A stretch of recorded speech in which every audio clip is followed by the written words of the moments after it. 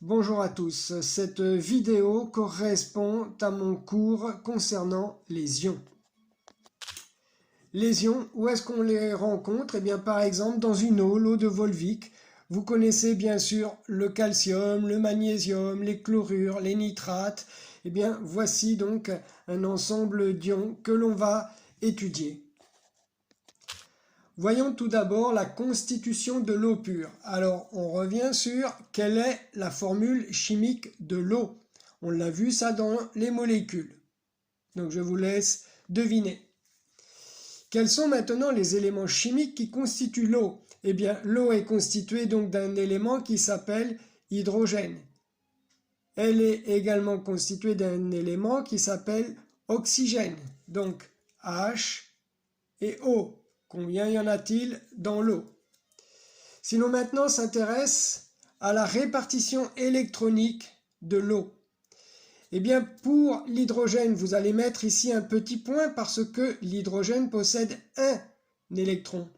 Ici, c'est l'atome d'hydrogène, vous lui mettez un petit point. Ici, c'est l'atome d'oxygène. Il possède 8 électrons, vous le savez. On va en mettre 2 sur cette couche, un là et un là. Et puis, eh bien, les 6 autres, on les met autour.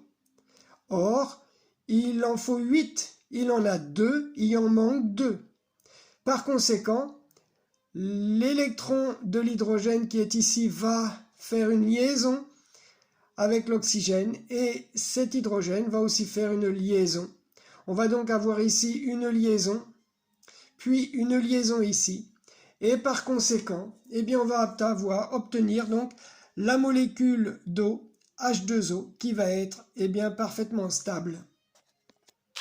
Voyons maintenant la constitution du sel. Donc, il va falloir vous aider donc, eh bien, de la fiche ressource numéro 2. La fiche ressource numéro 2, elle vous indique quoi? Donc, ça c'est la fiche ressource numéro 1, la fiche ressource numéro 2. Donc, le sel, qu'est-ce que c'est? Eh bien, on parle du sel de table, du sel alimentaire, du sel de cuisine. Il est composé essentiellement de quoi? De chlorure de sodium. Les deux principaux constituants du sel sont par conséquent le sodium et le chlore. Je vous laisse donc terminer ce tableau pour les proportions et le symbole chimique. Quelle est par conséquent la formule chimique du sel? Eh bien, c'est du chlorure de sodium, c'est-à-dire NaCl. Sous quelle forme se présente-t-il? Eh bien, voilà, sous cette forme cubique, il forme des petits cristaux. Donc attention, la formule chimique du sel NaCl, c'est grand N, petit a, grand C, petit l. Intéressons-nous maintenant à la nature de l'eau salée. Alors, quels sont les 3 éléments principaux présents dans l'eau salée? Eh bien, il y a d'abord la molécule H2O, puis il y a, donc comme vous l'avez vu dans la fiche ressource numéro 2, le sodium et le chlorure. Construisons maintenant eh bien, la répartition électronique donc, eh bien, du chlore et du sodium. Donc, vous pouvez observer que dans la fiche ressource numéro 1, vous avez ici le sodium. Le sodium possède 11 électrons. Le chlorure possède 17 électrons. Nous pouvons par conséquent, eh bien ici, nous allons placer les 11 électrons du sodium et ici, les 17 électrons du chlore. Je vous laisse un instant pour le faire. Vous avez donc placé pour le sodium ici sur le premier cercle 2 électrons, puis sur celui-ci 8 électrons. Il en reste un que vous allez placer donc sur le dernier cercle. Pour ce qui est donc maintenant du chlore, le chlore possède 17 électrons. On en place donc 2 sur le petit cercle, 8 sur le moyen cercle, et donc tous les autres sur le dernier cercle. Ce cercle doit en comporter 8. Or, vous observez qu'il n'en comporte que 7. Conclusion, eh bien le sodium, qui possède un seul électron ici, va avoir tendance à le donner à celui à qui il en manque un, c'est-à-dire le chlore. On va donc pouvoir obtenir maintenant eh bien, une molécule stable, NaCl.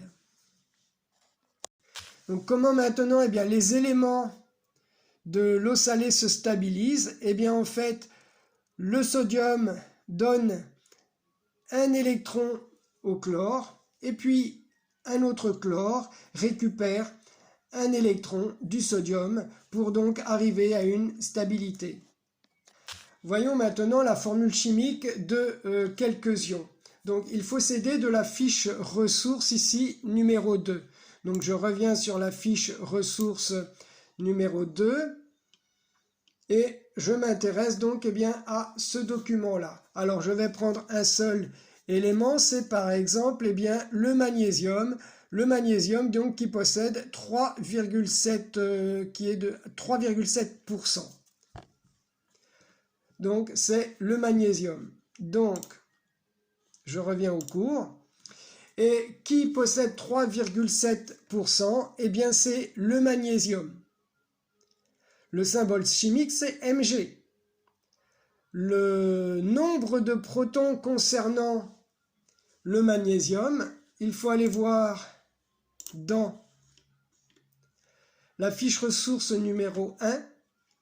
Et nous avons ici le magnésium où vous avez ici 12.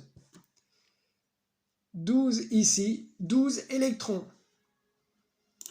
Nous avons donc 12 protons pour l'atome magnésium et 12 électrons.